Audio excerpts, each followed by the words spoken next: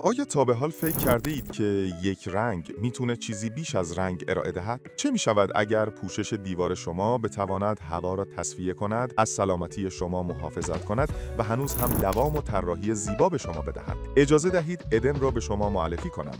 یک پوشش گیاهی هوشمند که برای نسل بعدی فضاهای سالم توسعه یافته است. ادن فقط رنگ نیست، بلکه با یک فرمول گیاهی عاری از مواد شیمیایی مضر و اکسید کننده های بی خطر برای مردم، حیوانات خانگی و سیاره ساخته شده است. تصفیه هوای ادن به طور فعال آلاینده‌هایی مانند مونوکسید کربن را کاهش می‌دهد و هوایی را که هر روز در خانه، محل کار یا هر مکان تنفس می‌کنید بهبود می‌بخشد. محافظت از سطح ضد باکتری به جلوگیری از رشد باکتری‌ها، چپک و ویروس‌ها کمک می‌کند که برای بیمارستان‌ها، مدارس یا اتاق نشیمن شما مناسب است. خشک شدن سریع باعث صرفه‌جویی در زمان استفاده می‌شود و به پروژه‌ها اجازه می‌دهد بدون تأخیر سریعتر حرکت کنند. ادن به لطف مواد طبیعی خود سازگار با محیط زیست، هیچ اثری سمی از خود باقی نمی‌گذارد. زیبا و ماندگاری طولانی با طیف گسترده‌ای از رنگ‌ها و روکش‌ها، ادن عالی به نظر می‌رسد و حتی در شرایط سخت داخلی یا خارجی عمل می‌کند.